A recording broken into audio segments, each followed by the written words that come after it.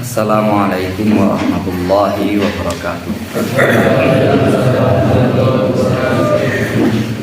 Innal hamdalillah nahmaduhu wa nasta'inuhu wa nastaghfiruh wa na'udzu billahi min shururi anfusina wa min sayyiati a'malina. May yahdihillahu fala mudilla lahu wa may yudlil fala hadiya lahu. Asyhadu an la ilaha illallah wa asyhadu anna Muhammadan abduhu wa rasuluh. Allahumma shalli wa sallim ala nabiyyina Muhammad wa ala alihi wa ashabihi ajma'in.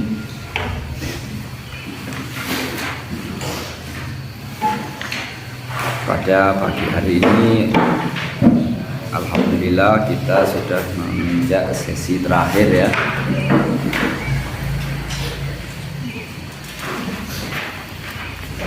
Kita akan menetapkan pada pertemuan kali ini insyaallah. Sabi'an al-mahadir, hal-hal yang harus diwaspadai bagi para penuntut ilmu.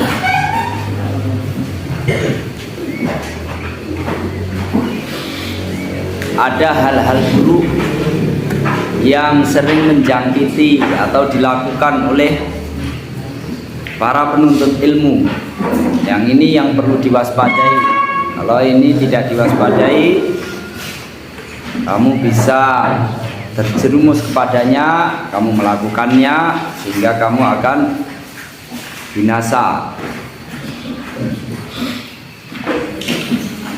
Hilmul yaqظah, mimpi tapi dalam keadaan tidak tidur. Apa maksudnya? Wa huwa an tad'il ilma bima lam ta'lam au itqana ma lam tutqin.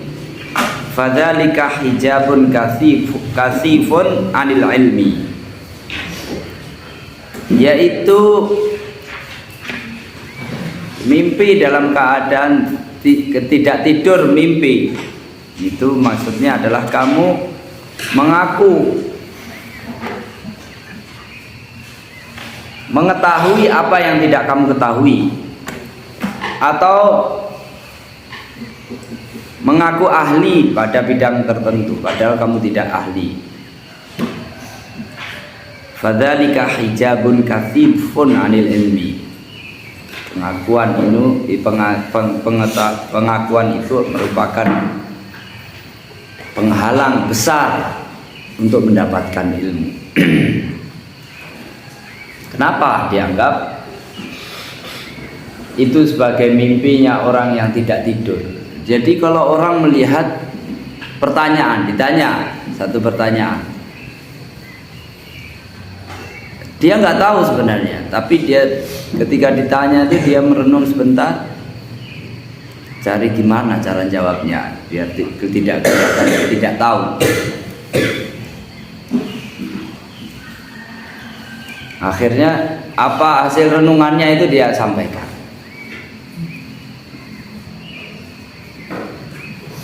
Ini lain halnya dengan yang kemarin sudah kita singgung, orang yang sudah menguasai kaidah umum, qawaid ammah di dalam Islam.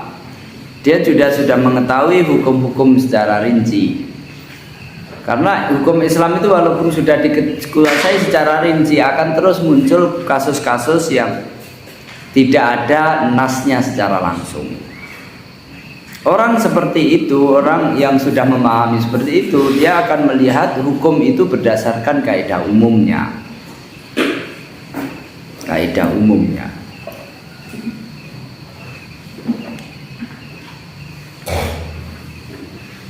Apa hukumnya minum kopi habis asar? Minum kopi habis asar kan nggak ada hukumnya. Ya tergantung, habis asar kalau waktunya ngaji kamu minum kopi gimana? Ya kan? Dilihat. Kadang orang bertanya itu modus. Jadi seorang guru juga tidak boleh terkecoh dengan orang yang bertanya. Apa hukumnya orang yang melarang ngaji? Dosa ya, ngaji berbuat berbeda. Tapi kadang kalau waktunya kamu waktu piket, alasannya biar nggak piket terus ngaji, waktunya ngaji tidur, nah itu modus ya kan? Modus.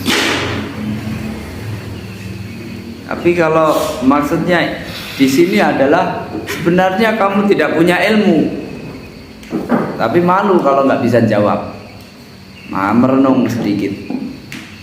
Seperti mencari mencari wangsit. Makanya disebut mimpinya orang yang tidak tidur, mencari mimpi. Mencari inspirasi agar dapat menjawab, tidak kelihatan bodoh. Nah, orang yang seperti ini menampakkan diri pintar padahal dia enggak. Itu akan menghalangi dia untuk mendapatkan ilmu. Ihdar antakuna aba shibrin. Hati-hati jangan jadi Abu Shibr. Abu Shibr itu orang yang baru tahu sedikit, dia merasa terus tahu segalanya, orang lain nggak tahu. Seperti ilmu baru, bagi dia ilmu baru. Banyak orang nggak tahu. Kamu mengira banyak orang nggak tahu, ustadz aja kayaknya nggak tahu ini ilmu baru, ini susah dapatnya. Ustadz aja nggak tahu ini kayaknya. Kemudian kamu merasa sombong. Faqad qila al-ilmu salasatu asbarin. Dikatakan oleh sebagian salaf bahwa ilmu itu ada 3 tingkatan atau 3 bagian. Man dakhala fi syibril awal takabbara. Orang yang baru menginjak sepertiga pertama dia sombong. Tadinya bodoh, ternyata dia ada ilmu. Dia tahu ini kebaikan-kebaikan, terus kemudian dia salahkan banyak orang. Wa man dakhala fi shibri tsani tawadhu'a. Agak matang sedikit dia akan mulai tahu, ternyata tuh kemarin saya terlalu sombong. Hati-hati. Kamu nanti kalau pas awal-awal itu semangat dapat hal yang baru, kemudian terlalu over di dalam ekspresi sok gitu. Nanti kalau kamu tambah ilmu kamu menyesal nanti. Malu saya kemarin kenapa dulu banyak tingkah. Tapi terkadang kalau kamu terlanjur pernah sombong, pernah sok gitu, mungkin nanti juga semakin berkesan waktu menjaga tawadhu pada masanya.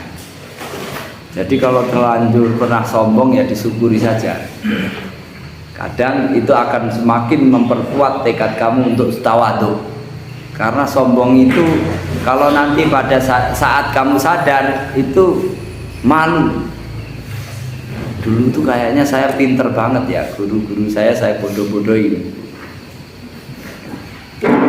Khususnya orang-orang yang punya potensi untuk pinter. Punya potensi untuk pinter. Saya dulu pernah diskor 2 pekan mungkin di pondok. Ada komentar di antara guru saya, ini biasanya penyakitnya orang-orang pinter.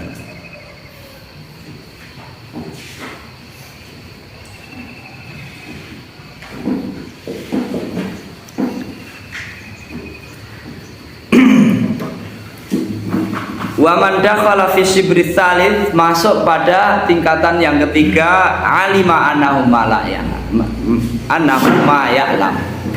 Kalau sudah masuk ke tingkatan ketiga, di tingkat lanjut, tingkat tinggi, dia tahu bahwa ternyata saya nggak tahu apa-apa. Seperti yang dikatakan Imam Syafi'i kemarin sudah kita singgung. Semakin saya tambah pengetahuan, saya semakin tahu ternyata saya ini bodoh. Semakin banyak kebodohan yang saya tahu pada diriku. Orang yang tidak tahu dia juga nggak tahu kalau dia bodoh. Maka orang yang nggak tahu itu juga semangatnya lemah belajar.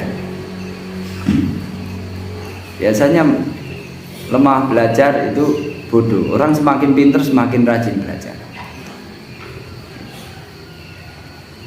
Kalau pintar, sudah pintar lulus belajar, sudah jadi ustadz terus malas belajar, itu kira-kira belajarnya gagal.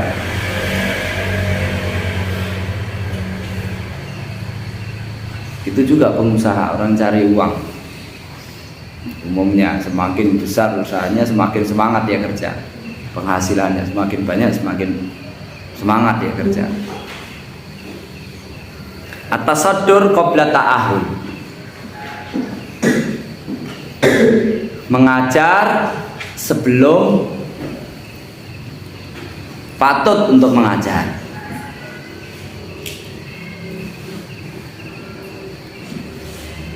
Faqad qila wa qad qila man tasaddara qabla awanihi faqad tasadda li hawanihi.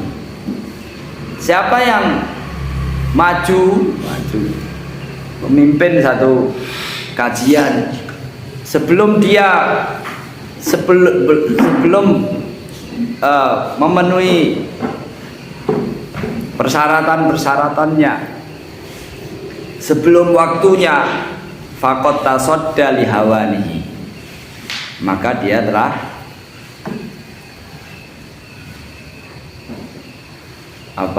membuka peluang untuk dihinakan orang. Karena kalau kamu belum waktunya ngomong, sudah ngomong kelihatan bodoh. Kalau diem kan kelihatan berwibawa, ya kan? Kamu kalau bodoh kamu diem saja, ada orang senyum, salam, lebih kelihatan berwibawa. Kalau kamu ngomong jadi kelihatan bodoh, ternyata nggak tahu apa-apa.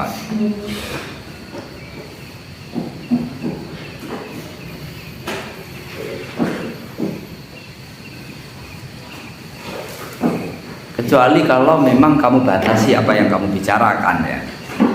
Bicarakan misalkan persoalan-persoalan yang sudah jelas. Kita marilah sebagai orang Islam selalu berbuat baik. Itu kan tidak perlu mikir, ya kan? Nah, kebaikan terus nanti kita belajar apa itu macam-macam kebaikan. Kalau itu saja nggak usah minder untuk ngomong seperti itu, ya. Kalau bahas yang jelimet-jelimet itu baru. Untuk ngajari Iqra itu nggak perlu pakai nunggu dapat sanad. Kalau memang orang nggak bisa baca Al-Quran, kamu ajari Iqra, nggak usah kecil hati, pede aja. Yang penting jangan melampaui batas. Cerita yang enggak, belajar fokus yang kira-kira kamu sudah menguasai, nggak apa-apa. Walaupun kamu belum jadi ustaz, ada orang kawanmu makan pakai tangan kiri, kamu tegur pakai tangan kanan, ya kan? Itu enggak, kalau masalah-masalah seperti itu enggak usah nunggu jadi ustaz, ya. Itu dipraktekkan. Masuk kamar itu pakai kaki kanan apa kaki kiri, itu pelajaran TK, ya kan? Masuk kamar mandi kaki kanan apa kaki kiri. Nah, itu kalau kamu perhatikan sambil tobur itu, ya. Kalau ada kawan masuk pakai kaki kanan, kamu kaki kiri dulu kalau masuk kamar mandi. Itu nggak usah nunggu jadi ustadz kalau yang seperti itu, ya. Tapi umumnya kalau membuat daurah, membuat sekolah pesantren itu jangan ya sekolah nggak lulus, ya kan? Bikin daurah, wah saya bisa ini. Umumnya gitu, ya, kecuali daurah-daurah yang tidak harus seperti itu. Bikin daurah cara menghilangkan wudu. Karena slogannya an-nadhafatu minal iman. Itu nggak perlu menghatamkan kitab.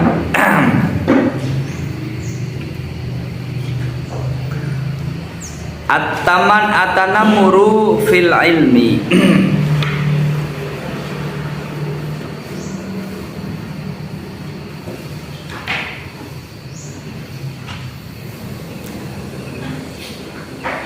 sok apa namanya dalam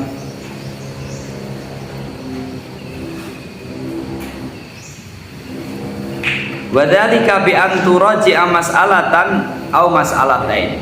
Jadi bisa mengalahkan tanamur itu sok di dalam sok mengoreksi gitu. Para ulama, kitab ini banyak salahnya, kita pakai. Kamu baru belajar sudah bilang kitab ini dipakai di mana-mana, kamu bilang ini kekurangannya ini.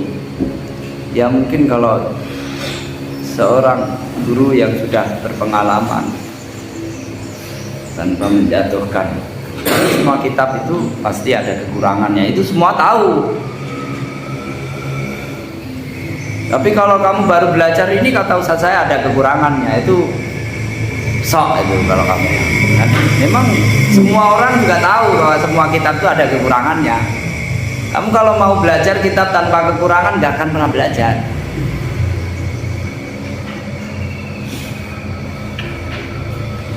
Dalik wa dzalika bi an turaji'a mas'alatan aw mas'alatain. Kamu mengkaji satu dua masalah. Fa idza kunta fi majlisin fihi man yusharu ilaihi asarta bal khafiha litadhara ilmaka. Kemudian ketika kamu berada di dalam satu majelis, padahal di situ ada yang lebih berkompeten untuk membahasnya, tapi kamu memaksakan diri untuk berbicara dalam masalah ini untuk menunjukkan bahwa kamu tahu, kamu bisa. Wa yakfika bi an yakfika anan-nas. Makanya kalau kamu pulang disuruh khutbah Jumat, ya kalau ada yang biasa khutbah Jumat, kamu nggak usah ikut, nggak usah mau ya, kecuali terpaksa nggak ada yang khutbah jadi imam. Tapi bukan berarti nggak bisa, meskipun mungkin kamu anggap yang di kampung itu mungkin banyak salahnya, itu kelihatan songong ya. Kadang orang menawar itu karena tawadhu, kamu jangan salah ya, silahkan duluan. Wah ya saya ini duluan. Itu karena dia itu tawadhu, jangan terus kemudian wah saya ini ternyata dihormati. Jangan GR dulu istilahnya kan, jangan GR. Kalau kamu disuruh imam di rumah, ada musola di masjid, ada suruh di khutbah, kamu lihat kalau sudah ada jadwalnya dan orangnya ada, kamu jangan mau, kecuali kalau dipaksa ya, kalau memang benar-benar dipaksa. Itu karena itu tempatnya dia. Tapi jangan juga beralasan kalau memang nggak ada, kamu harus berani, karena memang benar-benar kamu dijadwal. Kalau nggak dijadwal jangan ditolak, khususnya kalau kamu tahu bahwa ya kemampuan kamu ya kalau dibandingkan dengan orang-orang yang di kampung tidak kalah, tapi tetap menjaga bahasa-bahasa kesopanan. Jangan mengajari bahasa-bahasa merendahkan orang tua, mendikte orang tua. Kalau menyalahkan orang tua, karena kalau kamu di rumah jadi imam atau khutbah pasti kelihatan sangat muda ya kan. Kalau menceramai orang tua jangan seperti kamu menceramai santri-santri gini, ya kan? Kelihatan kok orang ini kok, karena sudah kamu merasa dianggap dipercaya ya kan, wah saya ini dianggap ustaz. Orang itu tawadhu, makanya kamu jangan GR kalau dihormati, jangan GR, harus kamu waspada, menjaga. Wa yakfika annan nas ya'lamu anna haqiqataka. Nanti orang akan tahu ternyata baru digitukan aja udah GR. Orang akan jadi tahu ternyata dangkal. Fahdar dzalika. Hati-hati. Takhbirul kadhib. Jangan tergesa-gesa menulis. Tahbir itu khoknya itu hak, dibuang titiknya ya, hak itu. hibr, memberikan hibr. Hibr itu kan tinta ya. Jangan menorehkan tinta dulu kepada kertas kalau belum waktunya. Al-kaghib itu kirtas. La tastaghil bitasnif qabla istikmali adawatihi. Jangan mulai mengarang buku sebelum kamu memiliki kemampuan yang cukup. Alat-alatannya, perangkat-perangkat menulis, wastikmalu ahliyatika, kemudian keahlianmu mulai mencukupi. Wanuduj ala yadi asyakhika, dan matang belajar kepada guru-guru kamu. Wa ta'addada ma'arifuka, pemahamanmu sudah meluas. Wa tamarrusi bitta'lifi bahsan wa muraja'atan wa mutola'atan, memahami seluk-beluk menulis, baik bagaimana cara mengkaji, bagaimana memuraja'ah, sudah muraja'ah, memutola'ah, wajar dan limutawalatihi, membaca, menghatamkan kitab-kitab yang panjang, yang tebal, wa hifdzan limukhtasaratihi, menghafalkan mukhtasar matan-matannya, wastirkaron limasailihi, mengkaji, mengulang-ulang masalah-masalahnya. Kalau kamu sudah membaca itu, melakukan itu semua, kamu baru mulai berpikir untuk menulis buku maksudnya ya. Kalau mencatat itu sejak awal sudah perlu kamu mencatat hal-hal yang kelihatannya perlu dicatat.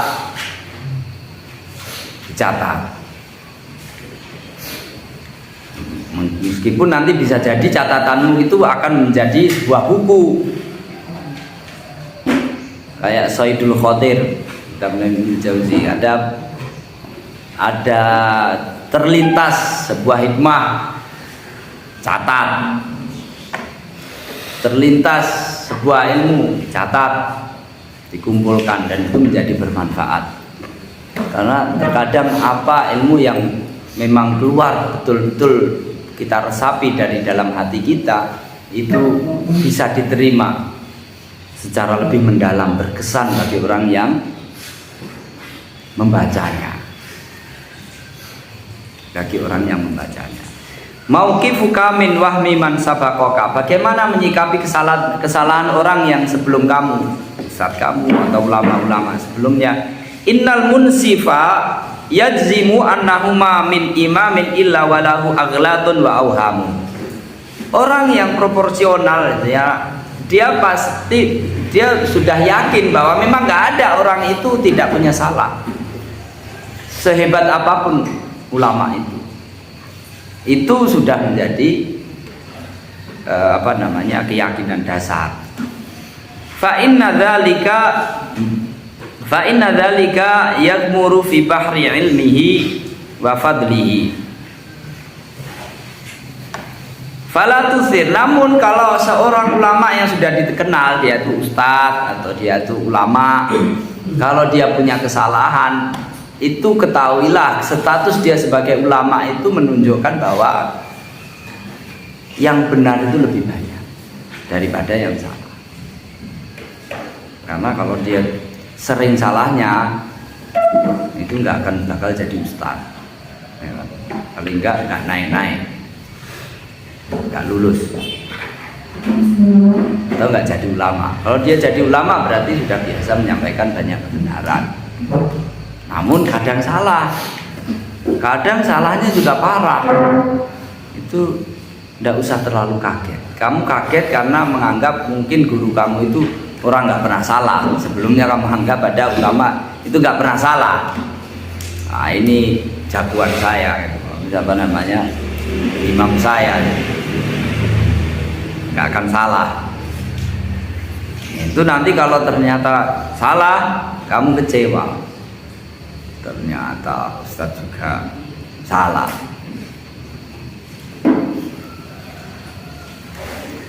Makanya kalau ada kamu dapatkan seorang ulama disebutkan kesalahannya, kamu harus ingat bahwa itu tidak seberapa kalau dibanding kelebihannya. Fala tusiru syaghab alaihi wa tanaqus minhu wal hattu alaihi. Jangan kemudian menimbulkan kamu ramaikan, jangan diramaikan, dibikin ribut.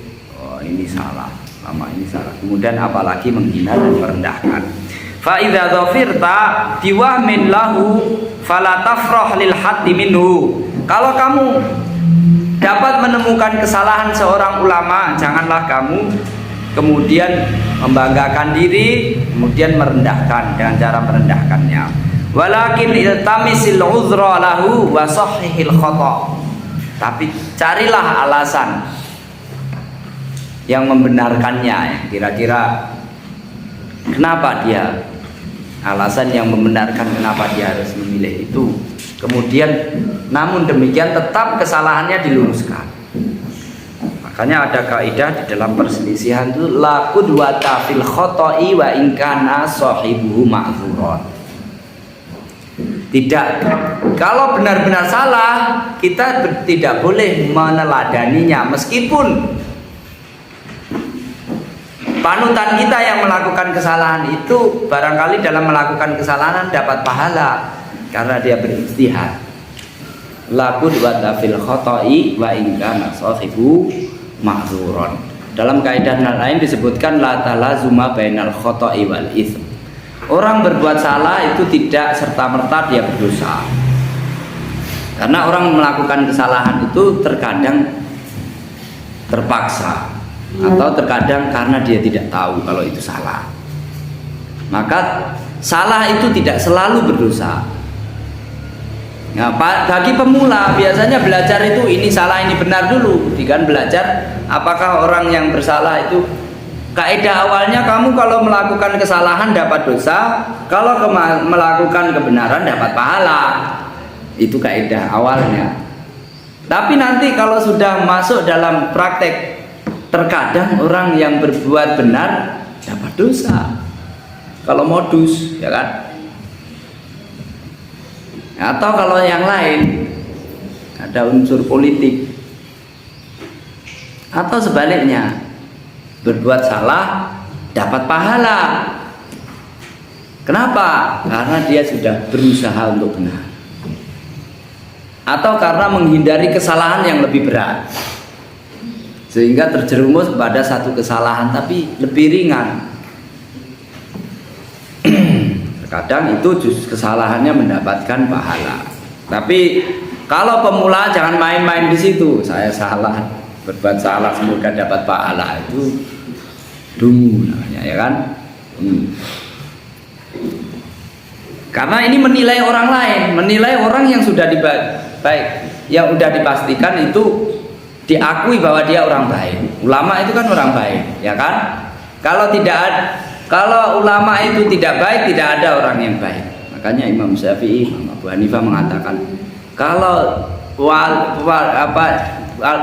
ulama itu bukan wali Allah, maka tidak ada lagi yang namanya wali Allah. Mereka itu adalah orang yang paling berhak untuk menjadi wali Allah. Daf'i syubhat, menepis subhat-subhat. Ijtanib itsaratus syubhat, hindarilah menyebarluaskan subhat. Wa iradiha ala nafsika au ghairiha, selalu menawarkan, menampakkan pada dirimu atau orang lain. Fa innaha khattafa, karena kadang subhat itu secara dia bisa menyambar atau membujuk pada saat kita sadar penuh, ilmu kita mantap, kita terbentengi, tapi kadang begitu lengah kita terpukau. Wal qulubu dhaifah, hati itu lemah terkadang. Wa aktsaru man yulqihal mubtadi'a fahdharhu, yang biasa mempromosikan subhat itu adalah orang-orang penyebar kebid'ahan. Hati-hati terhadap mereka. Ikhdzaril lahna, hati-hati dari kesalahan. Kesalahan membaca, kesalahan mengucap. Kalau berbahasa yang pas. Fa'il maf'ul, mubtada khobar yang jelas. Fa inna adamal lahni jalalatun wa safa'u dzauqin wa wuqufun 'ala milahil ma'ani li salamatil mabani. Karena menjaga diri dari kesalahan berucap, berbahasa, itu menunjukkan bahwa sikap yang agung. Wasofa'u dzauqin, perasaannya itu jernih. Wa wufukun ala milahil ma'ani li salamatil mabad, menjaga agar makna yang ingin diucapkan itu dapat tersampaikan dengan bahasa yang tepat. Terkadang orang kenapa salah dipahami? Apa yang kamu sampaikan itu menggunakan bahasa, apa yang ingin kamu sampaikan itu di benak kamu, ya kan, di otak, di hatimu. Kamu sebenarnya ingin apa? Saya minta aqua. Minta aqua itu harus aqua atau kamu tuh haus pengen air? Sehingga kalau nggak ada aqua mungkin akan dikasih yang lain. Atau memang kamu pengen itu terkadang itu contoh saja, tapi kalau berucap itu, kalau mengucapkan yang jelas, yang pilihan katanya itu kira-kira yang sesuai dengan apa yang kamu inginkan, supaya itu menunjukkan hal-hal yang seperti itu, menunjukkan kamu memiliki kesadaran yang penuh. Ngomong itu tidak asal nyeplos, biasa kan ngomong itu tidak asal nyeplos.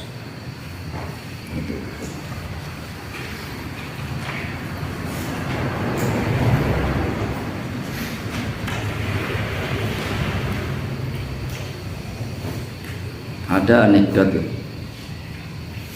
Kamu kalau ini makan obatnya jam berapa, Dok? Jam 7. Itu kalau di belakang rumahnya itu ada sepur, kalau lewat jam 7, ya kan? Nah, nanti kalau ada sepur lewat, kamu makan. Maksudnya juga bukan makan sepur itu. Ada sepur lewat, ada kereta api lewat di rumahmu. Nah, itu kamu makan. Maksudnya bukan makan kereta api yang lewat itu, tapi karena kereta api itu lewatnya jam 7. Ini kamu makan jam berapa, Dok? Obatnya ini jam 7. Maksudnya jam 7 karena dia nggak punya jam. Di belakang rumahnya itu ada rel kereta api. Rel kereta api jam 7, kalau jam 7 lewat, jam 7 kereta api lewat. Nah, pesannya dokter, nanti kalau ada kereta api lewat kamu makan. Mana dokter ini bodoh amat, masa kereta api suruh makan? Nah, berpikirlah dalam menyampaikan pesan.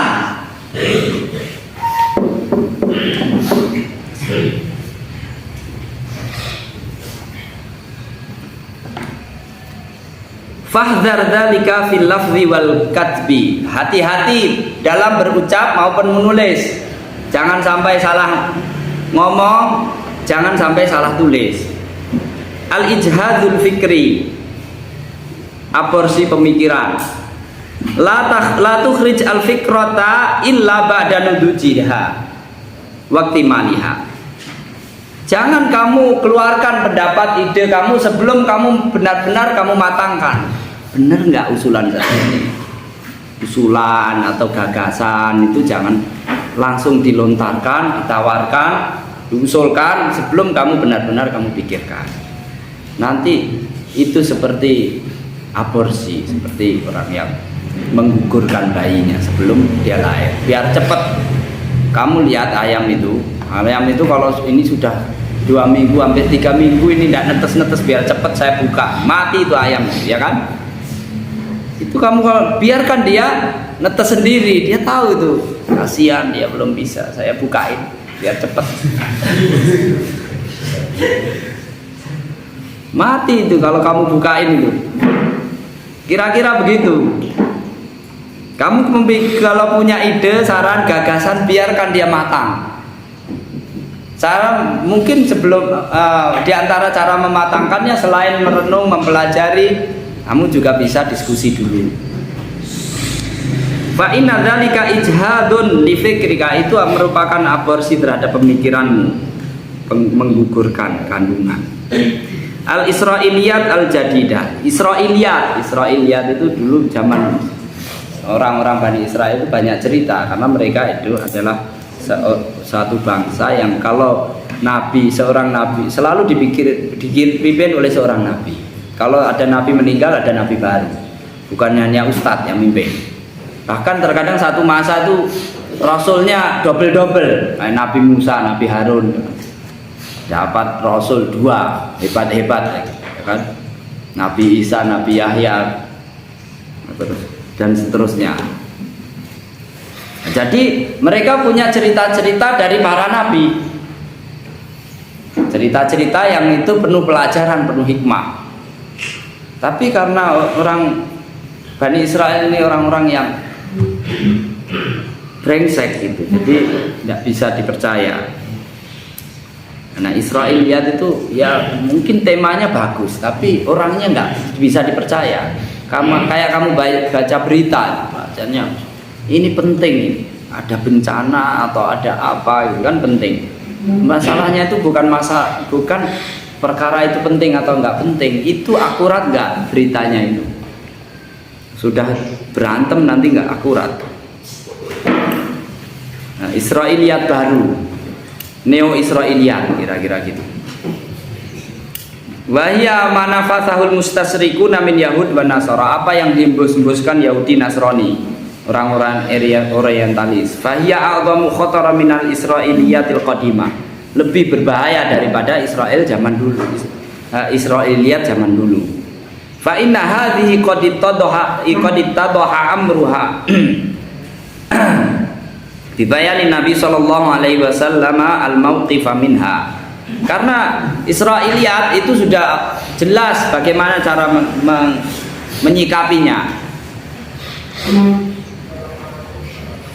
Kalau Israiliyat tidak apa-apa diceritakan, tapi kalau untuk dijadikan pegangan itu harus dikaji, disesuaikan apakah ada penguatnya dari ajaran kita.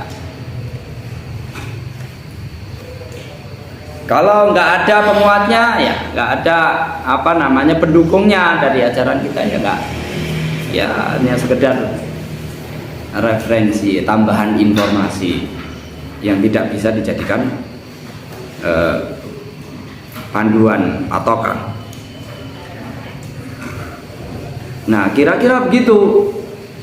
Pemikiran, teori, penemuan, kadang-kadang itu penting, suatu penemuan baru, pemikiran, teori baru tapi terkadang yang kita persoalkan itu adalah seringkali itu digunakan untuk alat politik, memperalat orang. Maka harus hati-hati.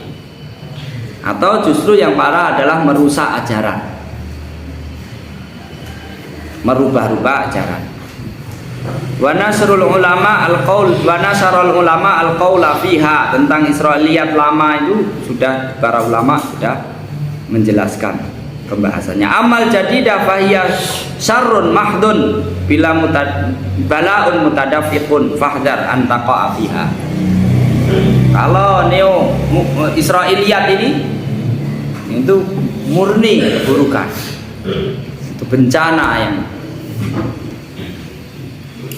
yang melanda, maka hati-hatilah, jangan sampai kamu terjerumus kepadanya. Ikhzar al-jadal al-Bizanti, hati-hati debat Bizanti. Bizanti itu sana itu Pak, Konstantinopel. Debat Bizanti apa maksudnya? Jadi konon di sana itu namanya orang-orang para pendeta itu berdebat yang gak ada ujung pangkalnya sampai akhirnya dapat ditaklukkan Muhammad Al-Fatih. masih debat pada perkara-perkara yang tidak penting. Setan itu sangat besar sehingga tidak bisa diwadahi, atau sangat kecil sehingga bisa tembus wadah itu, macam-macam. Termasuk Tuhan itu sebenarnya 3 tapi hakikatnya 1, atau sebenarnya 1 tapi hakikatnya 3, atau itu sebenarnya sama itu. Paham nggak? 1 tapi hakikatnya 3, atau sebenarnya 3 tapi hakikatnya 1. Gimana? Debat gak selesai-selesai sampai akhirnya kalah. Maka sultan mereka juga marah. Mau marah bagaimana? Ini masalah agama. Nah, makanya itu akhirnya menjadi istilah. Kalau di Indonesia mungkin seperti debat kusir. Hindari debat kusir. Gimana ceritanya debat kusir? Kiai Haji Agus Salim itu tokoh nasional, pahlawan nasional juga, ya kan, menguasai 7 bahasa, biasa jadi diplomasi debat di Dewan PBB. Suatu hari dia cerita di parlemen Indonesia itu debat nggak selesai, dia bilang jangan sampai debat kusir. Nah gimana ceritanya? Begini, dia cerita debat kusir, saya itu nggak pernah debat kalah itu kecuali setelah ketemu kusir. Dia pulang naik kantor, naik dokar, tahu dokar kan? Nah, delman, apa namanya? Kereta kuda itu. Waktu naik kuda itu, sama kusirnya dibilang, di tengah perjalanan itu kudanya ngentuk. Kiai Haji Aslan bilang, ini kudamu ini masuk angin. Enggak Pak Yai, itu keluar angin. Iya, maka tapi dia keluar angin itu karena masuk angin. Enggak, tapi itu masuk angin. Debat gak selesai sampai turun sampai depan rumahnya. Jangan sampai seperti itu. Debat kusir akhirnya. Nah, itulah debat kusir. Debat dia sama kuda itu, sama apa namanya? Kusir. Ini kira-kira mungkin kalau di Indonesia itu Ikhtar al-Jadal Bizanti, debat kusir. Itu sebenarnya masuk angin atau keluar angin?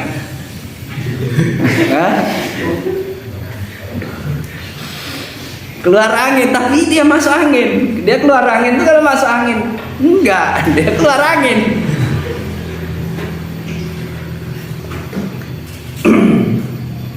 Hai al-jadal al-hakim ad-dhail. Ya, debat yang tidak menghasilkan apa-apa, masalah yang remeh tapi nggak menghasilkan solusi. Menghabiskan energi, nggak menghasilkan solusi. Alladzi yasuddu 'anis sabil, menghalangi dari jalan. Wa hadis salafi wal kafu wa an kasratil khisam wal jidal, dan menghalangi dari petunjuk salah. Al kafu an kasratil khisam wal jidal, menahan diri agar jangan banyak berdebat. Au anna tawassu'a fihi min qillatil wara', terlalu berlebihan di dalam berdebat itu menunjukkan orangnya kurang warok, kurang menjaga diri, kurang hati-hati menjaga diri. Kama qala Al-Hasan Al-Basri mengatakan, orang yang suka debat itu haula imallul ibadah, mereka ini bosan kalau ibadah, suruh banyak sholat, banyak ngaji, ngantuk. Biar nggak ngantuk, banyak debat aja. Wa khafa alaihimul qaul wa qalla warahum fatakallamu, dia anggap ringan, ngomong itu ringan aja, ceplas-ceplos, nggak dia pikirkan. Maka mereka banyak ngomong. Kalau debat tadinya ngantuk itu hilang ngantuknya, apalagi sambil dimaki sedikit, makin sedikit, tambah hilang ngantuknya. Tapi kalau ngaji, tak agak berat sedikit, tambah ngantuk. Kamu menghafal yang gampang-gampang, dapat 1-2 ayat susah langsung ngantuk. sholat juga ngantuk. Makanya disebutkan ini orang yang suka debat. Mereka ini karena malas ibadah, alasannya cari ilmu, belajar, ini mengasah otak, ya cerdas.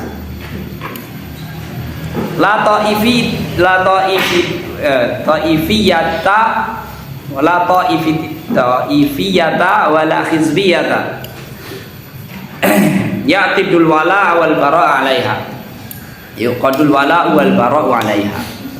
Tidak boleh membangun fanatisme kelompok dan golongan, membangun permusuhan dan pertemanan berdasarkan kelompok. Yang tidak boleh itu adalah berbuat zalim berdasarkan kelompok, ya.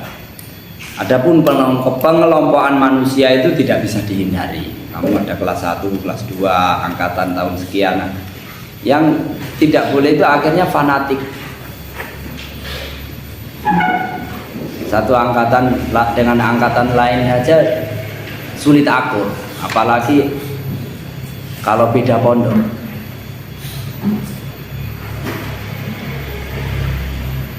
Tapi itu tetap itu tidak bisa dihindari untuk saling memposisikan diri. Ya ayyuhan nas inna khalaqnakum min dzakari wa untha wa ja'alnakum syu'uban wa qaba'ila lita'arafu. Ada muhajirin, ada ansor. Muhajirin dan ansor itu masing-masing kenapa kok dibedakan? Untuk menempatkan masing-masing posisinya.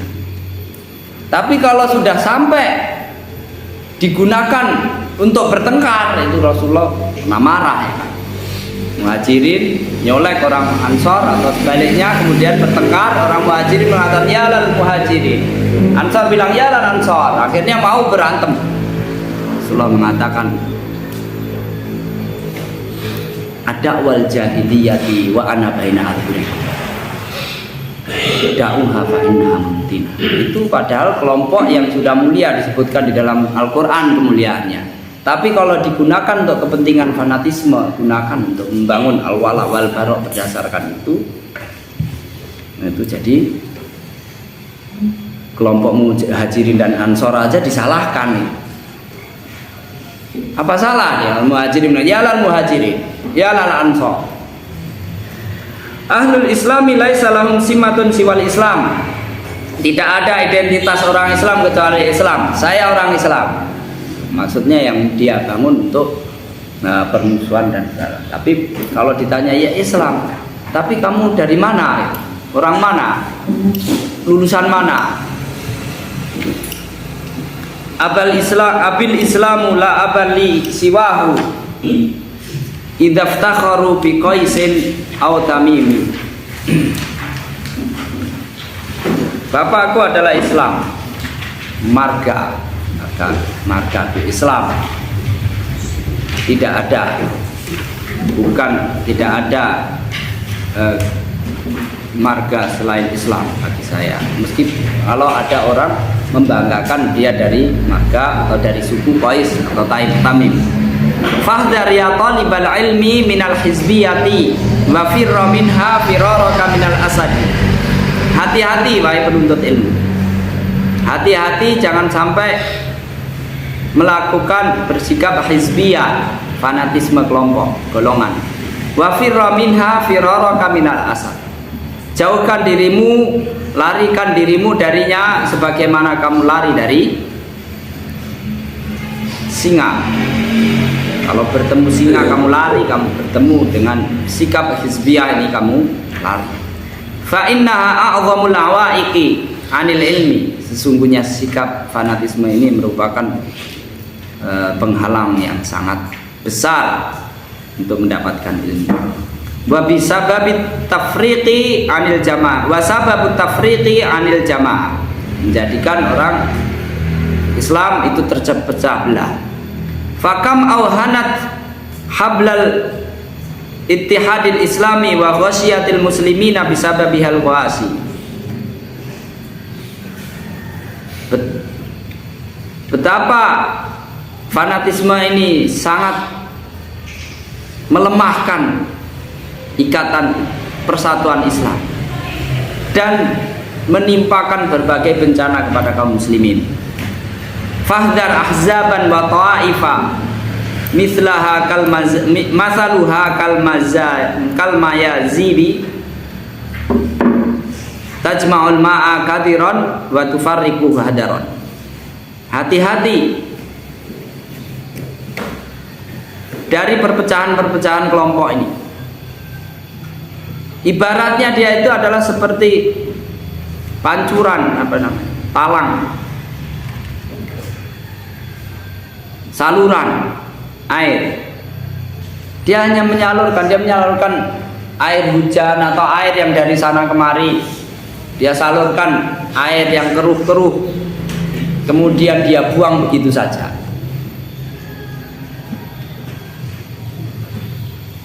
Beda dengan air ledeng, diambil airnya, sumbernya, dan dimanfaatkan pada yang lain. Tapi kalau kamu lihat saluran air hujan atau saluran banjir, itu seperti itu ibaratnya, menampung sesuatu yang jelek-jelek, kemudian dia salurkan untuk sesuatu yang tidak ada manfaatnya. Illa man rahimah rabbuk, kecuali yang mendapat rahmat Allah. Fakunna ala ma kana alaihi Nabi sallallahu alaihi wasallam wa ashabi. Maka beradalah kamu di atas apa yang dianut oleh Nabi dan para sahabatnya. Fakun taliba ilmin alal jadati takful athar.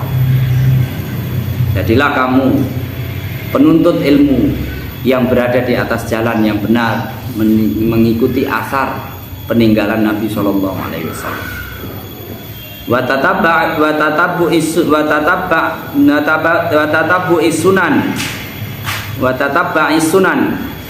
atau tatba asunan tad'u ilallahi ala basiratin ala tariqis salaf. Kamu mengikuti sunnah, berdakwah kepada Allah berdasarkan ilmu yang jelas, ala tariqis salaf, di atas jalannya salaf, arifan di ahlil fadli fadlahum wa sabiqatahum, dengan tetap menghormati keutamaan yang dimiliki oleh orang-orang yang memiliki keutamaan dan orang-orang yang lebih dahulu mendahului kita di jalan ini. Nawaqidu hadhil hilyah, hal-hal yang dapat menggugurkan, menodai hilyah, adab-adab ini, adab-adab yang sudah diberi. Ini adalah bab terakhir. I'lam wa qala Allahu wa iyyaka al-atharat anna min a'zami khawarimal hadhil hilyati anna min a'zami khawarimi hadhil khilyati al-mufsidati li nidami aqdiha. Ketahuilah, semoga Allah menjaga kita semuanya dari ketergelinciran, bahwa di antara perusak dari untaian-untaian, susunan-susunan adab atau khilyah atau hiasan-hiasan penuntut ilmu ini adalah, di antaranya yang pertama adalah ifsa'us sirri, menyebar-nyebarkan rahasia. Orang itu kalau berbicara percaya hanya kepadamu, dia mesti berharap itu tidak yang lain. Kalau dia bercerita kepada kamu dan tidak bercerita kepada orang lain, berarti dia tidak ingin orang yang lain tahu. Jangan kamu sebarkan, karena itu akan merusak hubungan. Meskipun secara umum sebisa mungkin kita hindari hal-hal yang kita sembunyikan dari orang lain, kecuali memang diperlukan. Jangan sedikit-sedikit disembunyikan. Innaman najwa minasyaiton liyahzunal ladzina amanu wa laisa bidzar. Orang yang suka berbisik-bisik, tidak melibatkan yang lain, itu bisa jadi itu adalah termasuk ajakan setan. orang yang lain akan menjadi susah. Tapi terkadang ada masalah-masalah yang memang tidak patut kalau kita sebarluaskan. Kalau itu kamu dipercaya, mungkin ada masalah yang perlu diselesaikan, atau ada keburukan yang perlu dicegah, terkadang tidak perlu semua orang tahu, ya kan? Ada yang melanggar, mungkin tidak semua orang harus tahu. Sebagian orang yang berkepentingan tahu.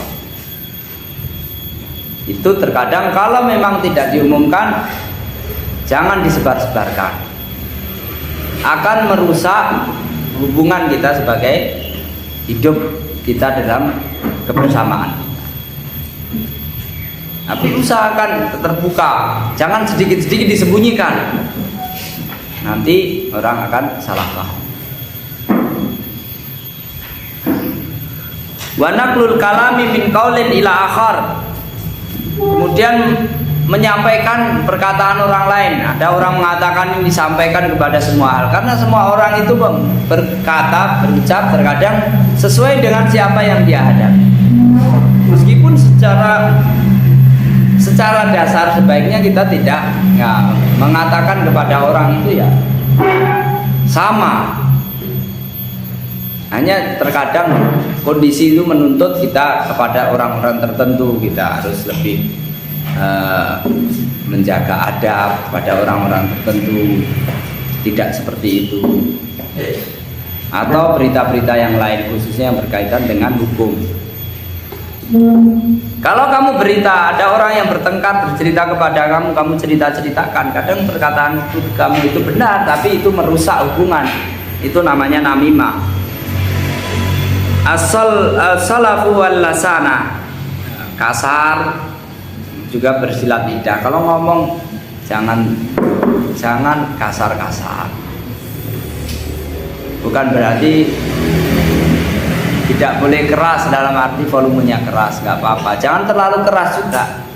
Yang penting itu jelas, didengar itu jelas.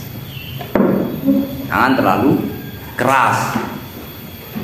Oleh karena itu, kalau kamu manggil orang jangan dari kejauhan, ya kan? Itu ganggu orang lain, apalagi jam-jam tidur, teriak-teriak.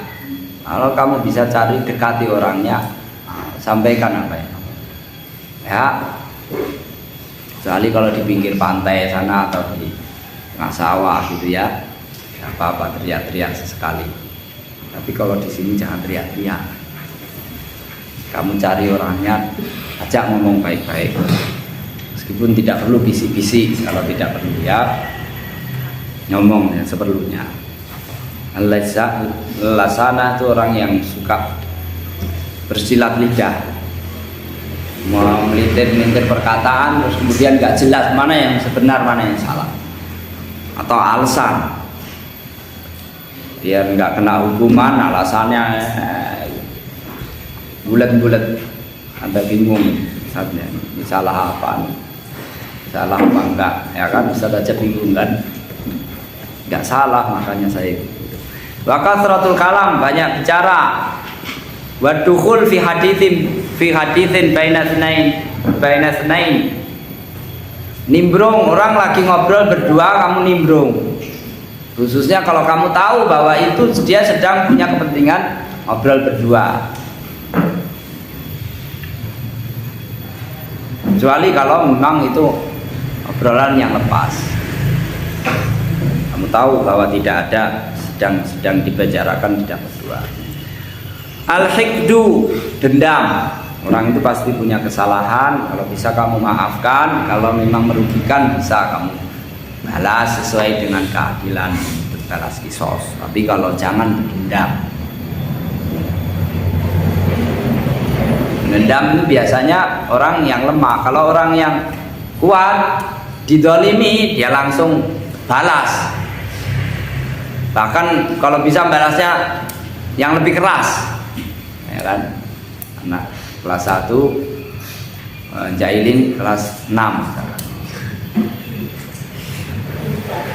cuman disendek, nanti dipukul sama dia biar kapok, besok lagi nggak ngulang. Tapi kalau yang kecil nggak bisa balas, jadinya dendam.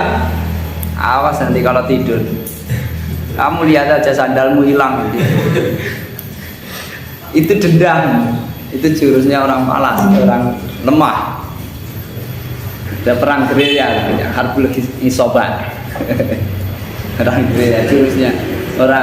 Kalau orang lemah melawan orang kuat begitu, perang gerilya dia.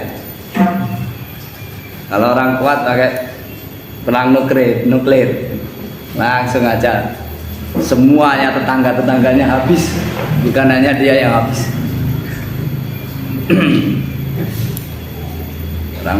orang kecil gitu, itu penyakitnya orang lemah, tapi dia nggak pemaaf, dia jadi pendendam.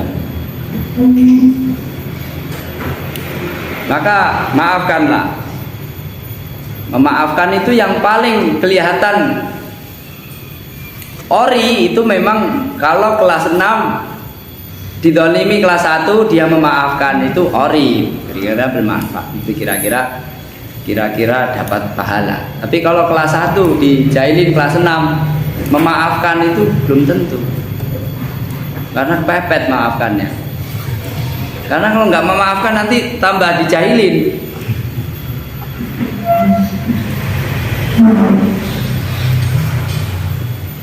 Tapi mendolimi orang yang lemah itu dosanya lebih besar daripada mendolimi sesama. Paling tidak untuk 2 orang. Rasulullah mengatakan, Allahumma inni uharriju alaika ad-dha'ifain al-yatim wal mar'ah. Ya Allah, saya pesankan dosa dilipat gandakan untuk orang yang mendolimi 2 tipe manusia yang lemah, itu perempuan dan anak yatim. Perempuan dan anak yatim.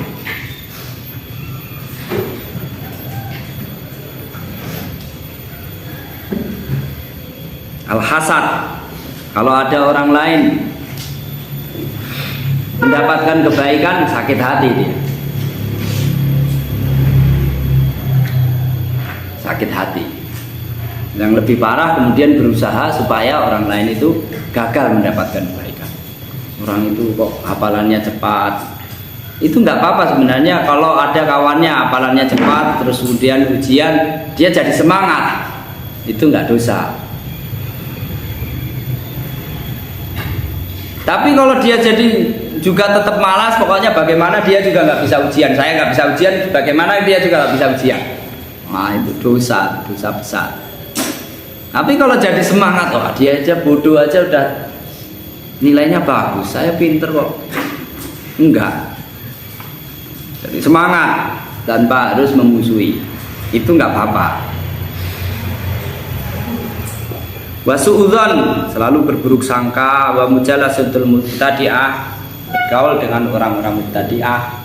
Bukan hanya mubtadi'ah, semua keburukan itu kalau dikhawatirkan nular keburukannya, itu kita disyariatkan untuk menjauhi. Khususnya ini pemula, para penuntut ilmu, ya kan? Itu sebaiknya kalau memang pemula belum bisa memilah mana yang baik, jangan bergaul dengan orang-orang yang kelihatan menjadi musuh-musuh Allah, teman-temannya setan. Kamu nanti jadi temannya setan juga. Kecuali kalau sudah pada waktunya kamu harus bertarung dengan disebut syaitan. Terkadang pertarungan itu perlu dengan cara yang macam-macam. Ada yang cara kasar, cara lembut, ya kan? Untuk pemula itu tidak disarankan. Sejak awal untuk mau belajar bagaimana menghafal Al-Quran, bagaimana beribadah rajin, untuk bergaulnya dengan orang-orang yang justru melemahkan. Wa naqlul khuta ilal mahari, kemudian melangkahkan kaki ke tempat-tempat yang menghantarkan dia pada hal-hal yang haram. Jangan kamu melangkahkan kakimu, kamu menginginkan satu perbuatan haram, kemudian kaki kamu melangkah sana, atau kamu melangkahkan ke tempat yang di situ biasanya orang melakukan hal-hal yang haram. sehingga kamu bisa tertarik untuk melakukan yang haram. Fahdar hadhil atham wa akhawatiha. Hati-hatilah terhadap dosa-dosa tersebut dan juga kawan-kawannya. Fa in fa'alta wa illa fa'lam annaka raqiqud diyana khafif. Kalau bisa kamu lakukan itu, kamu hindari itu semua. Kalau kamu tidak bisa, maka sesungguhnya kamu imannya lemah. La'ab muhtab, kamu hanya bersendau-gurau, main-main aja, nggak serius. Muhtab, hanya menggunjing, melakukan hibah, namam, suka melakukan namimah. Namimah itu dosanya besar, sampai Rasulullah mengatakan la yadkhulul jannah otat, orang namimah, melakukan namimah itu sampai Rasulullah mengatakan tidak masuk surga. Menunjukkan betapa besarnya dosa namimah. Namimah itu terkadang ngomong dia yang dia sampaikan benar. Si A melakukan ini, si B melakukan ini atau mengucapkan ini, kamu ucapkan, kamu sampaikan kepada yang lain dengan tujuan supaya dua orang itu bertengkar.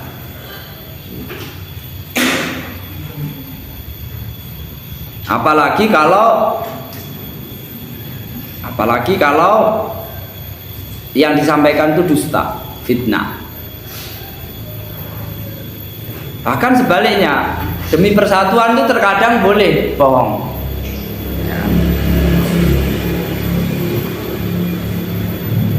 Fa'anna laka antakuna taliba ilmin yusharu ilaika bil banani mun'aman bil ilmi wal amal. Bagaimana mungkin kalau kamu seperti itu bisa menjadi penuntut ilmu yang teladan, yang terpandang, yang dapat mendapatkan karunia ilmu dan amal. Saddadallahu al-khuta wa manahal jami'at taqwa wa husnal